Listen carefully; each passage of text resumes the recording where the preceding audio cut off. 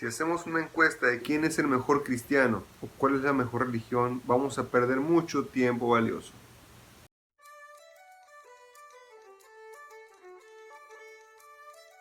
Hoy hablaremos de lo que pasa cuando competimos por ser la oveja más distinguida del rebaño. En el capítulo 9 del Evangelio de Lucas, se relata la historia de una ocasión en la que estaban los discípulos platicando con Jesús, pero antes estaban discutiendo de quién de todos ellos sería el más importante para él. Ante esta situación, Jesús le respondió: si no fueres tan inocente como un niño, entonces no tienes mucha oportunidad. Y es muy común que a veces, incluso entre hermanos, entre amigos, entre compañeros de trabajo, nos pongamos a discutir quién es mejor que el otro. ¿Y en qué nos basamos? Nos basamos en los méritos. Nos basamos en pensar quién ha logrado más cosas, en los aparentes hechos.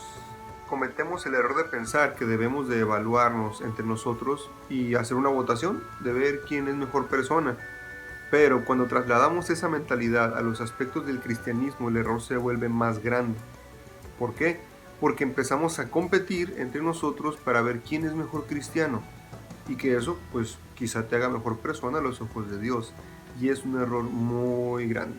Vamos a ver 3 definiciones que son muy similares. La primera es competir. Se refiere al acto en el cual tú buscas demostrarle a otra persona que puedes hacer algo mejor o más allá de lo que esa otra persona lo puede lograr. Esto puede darse por un puesto de trabajo, por un reconocimiento, etc.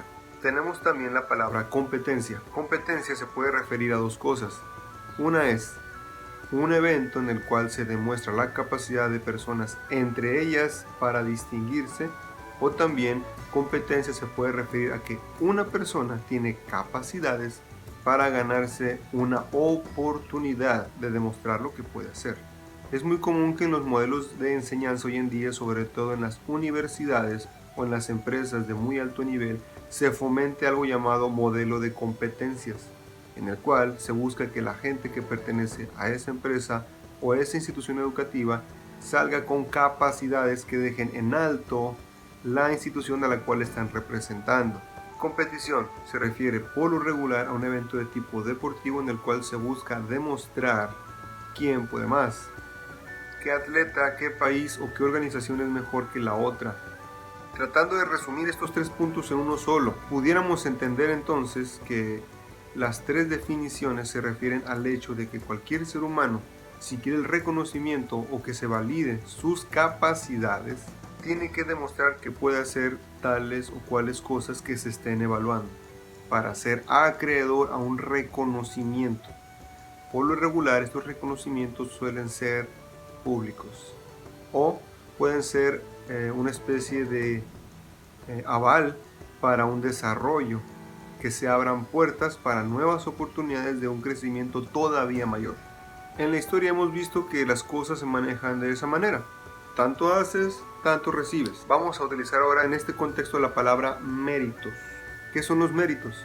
Por ejemplo, cuando estábamos en el kinder era muy común que la maestra nos pusiera una estrella en la frente si nos portábamos bien, si hacíamos bien nuestra tarea asignada o si apoyábamos de alguna manera especial. Obviamente te distinguías de tus compañeros porque los demás no tenían una estrella en la frente y tú sí, lo cual te hacía sentir muy bien. Por lo tanto, desde pequeños se nos motiva a conseguir méritos para avanzar, para crecer, para ser aceptados, para ser tomados en cuenta para nuevas oportunidades. Entonces en nuestra cabeza se formó la idea de que para conseguir las cosas tenemos que demostrar que las merecemos o que nos las hemos ganado, ya sea por medio del cariño, ya sea por medio de favores, ya sea por medio de conocimiento, ya sea por medio de incluso a veces fuerza. Terminamos haciéndonos de esas cosas que deseamos por méritos, por logros, por aprobación. Vamos a mencionar ahora el caso de Martín Lutero. De hecho, es gracias a Martín Lutero que hoy en día tenemos la Biblia traducida a casi todos los idiomas del mundo. Pero ¿qué hizo de importante además de eso?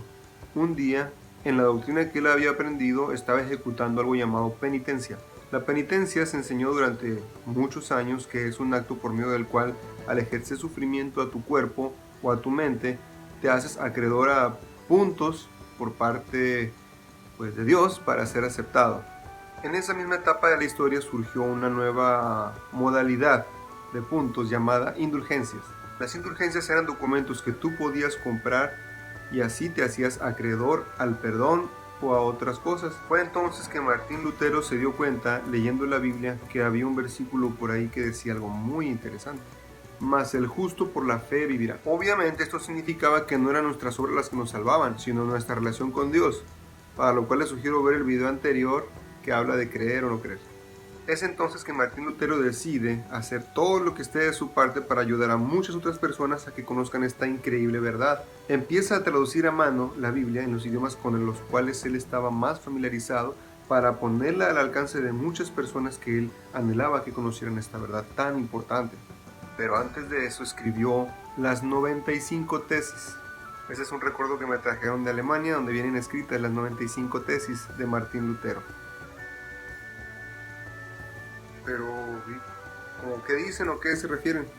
Básicamente las 95 tesis son 95 motivos por los cuales tú no tienes por qué andar haciendo méritos para ganarte el amor de Dios. El amor de Dios ya lo tienes. Por lo tanto, lo único que te queda es aceptarlo.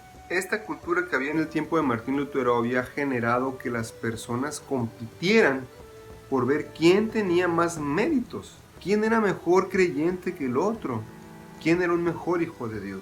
Al día de hoy, este detalle se sigue presentando de una manera muy similar. Los cristianos competimos a veces con nuestros hermanos queriendo demostrar que somos mejores que ellos, mejores hijos de Dios, más santos, más preparados, sabemos más de la Biblia, por lo tanto yo merezco más el cielo que tú. Eso es una idea totalmente equivocada.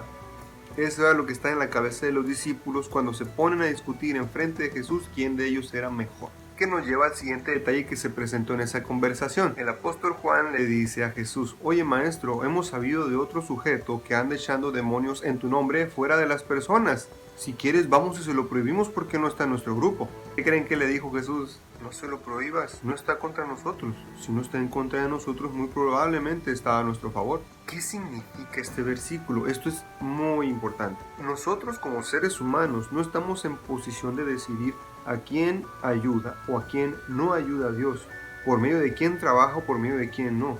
Nosotros no estamos en posición de determinar eso. Es como cuando cuestiona los ministerios de otras personas. Hay gente que trabaja en la educación, hay gente que trabaja en la salud, hay gente que trabaja de distintas maneras. No estás tú en posición de juzgar la forma en la que Dios se manifiesta por medio de las personas para alcanzar a otros. Pero ¿qué sucede? A veces hay personas que tienen mucha experiencia en una iglesia, en una religión, y se consideran con la capacidad de determinar quiénes están trabajando bajo los términos o incluso bajo la bendición de Dios. Y lo más curioso es que son las personas que menos trabajan. Así está la cosa. ¿Cómo trabajaba Cristo? Cristo no llegaba solamente hablando. Cristo trabajaba por las personas. Cristo llegaba, les daba de comer, sanaba a las personas. Si había una necesidad en sus hogares, la atendía. Y después venía el testimonio, venía el mensaje. Y es algo que nos debe quedar en claro. No son solamente palabras, son acciones. En los escritos originales antiguos de la Biblia, la palabra que se utiliza para referirse al oficio que tenía Cristo no es la palabra que significa carpintero. Curiosamente es una palabra raíz que se refiere al término obrero. Es decir, así como Cristo pudo haber sido carpintero, pudo haber sido herrero, pudo haber sido albañil.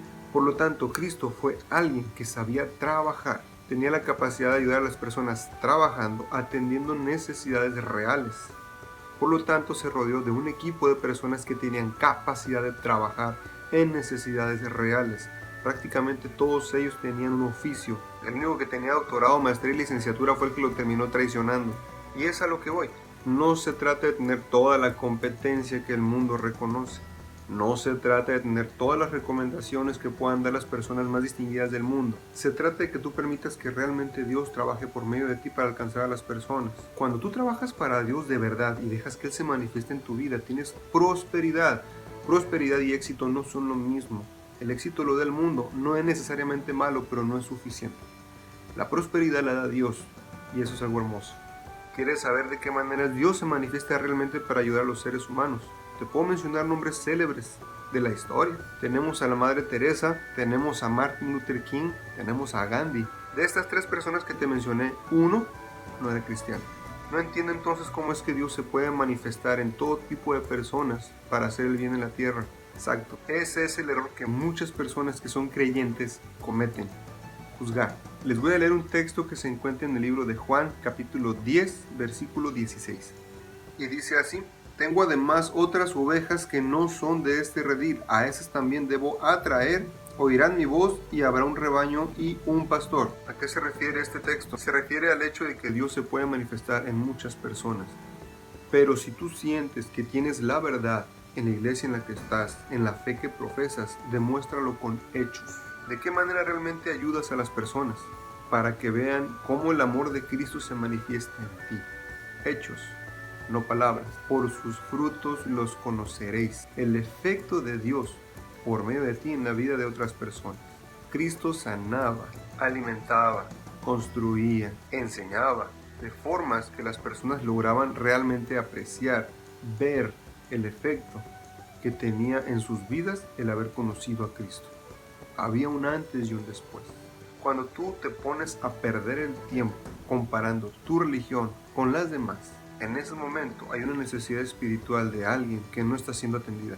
No critiques a esas personas que se levantan muy temprano los fines de semana para tocar a tu puerta e invitarte a leer. ¿Por qué? Porque ellos realmente creen que te están ayudando a conocer algo que te puede ser útil, que te puede servir. Yo entiendo que les digas, ¿sabes qué? Me quiero levantar tarde hoy, estoy muy cansado, pero es muy diferente que los critiques y digas que están locos. Valora el esfuerzo que hace alguien que dejó toda su vida pasada, que la tenía con seguridad, con orden, pero se dio cuenta que quería algo mejor. Decidió adoptar una obra misionera, yéndose a trabajar a un lugar alejado para ayudar a enfermos, para atender un orfanato, para organizar un comedor y ayudar a personas en situación de calle, para irse como profesor a una zona de guerra donde los niños tienen alcance a la enseñanza básica. Personas que Dios los lleva a donde los necesita y otras personas se pueden beneficiar, recibiendo algo que realmente va a cambiar sus vidas para bien.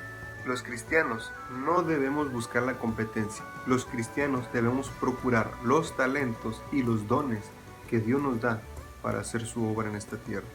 Así que antes de señalar a una persona que tiene una fe distinta a la tuya y señalarlo como alguien que está equivocado, pregúntate si tú realmente estás viviendo la fe que dices tener. En una ocasión entrevistaban a un soldado israelí y le preguntaron por qué Israel tenía un ejército si la fe judía era una de las más distinguidas a lo largo de la historia. Y él explicó de una manera muy interesante que hacía más de 70 años hubo un grupo de personas que se atrevió a tratar de exterminar a toda su gente solo porque eran de una fe distinta. Y concluyó diciendo: que tú creas en una piedra no te da derecho a arrojarme con ella y lastimarme. Que tú creas en algo y lo uses para hacer daño a otras personas no es defender tu fe. Ahora entiendes por qué muchas personas se alejan de Dios. Porque hay muchas personas que usan la palabra de Dios para herir, lastimar, para tocar heridas, para juzgar, para señalar errores. Ese no es el objetivo. Velo de esta manera. Es como cuando tienes un montón de herramientas. Puedes tener un martillo, un hacha, un serrucho. Esas herramientas son para construir, para crear cosas, pero también las puedes usar para lastimar a las personas. No es su finalidad, pero al ser mal utilizadas pueden causar mucho daño. Es lo mismo con la palabra de Dios, la Biblia. Si la usas de manera inadecuada o con malas intenciones, el daño puede ser increíble. Y esa no es su finalidad. Así que recuerda, Dios se manifiesta en muchas personas. Y en la medida que estas personas se dan cuenta que Dios trabaja en ellos, si tú tienes una luz que compartir para que se acerquen todavía más a Dios, hazlo. Y esas personas llegarán a ser todavía mejores. Debes de ser leal a tus principios, congruente. De esa manera, más gente se va a acercar a Dios. Bueno, mis hermanos y hermanas, Dios les bendiga. Me da mucho gusto compartir de nuevo con ustedes otra reflexión. Esta reflexión es un poco más breve que las demás, pero estoy dedicando un poco más de tiempo a la segunda parte del tema de David, que se va a poner muy interesante. Así que no me queda más que despedirme. Dios les bendiga, les mando un fuerte abrazo a todos y que todo esté muy bien.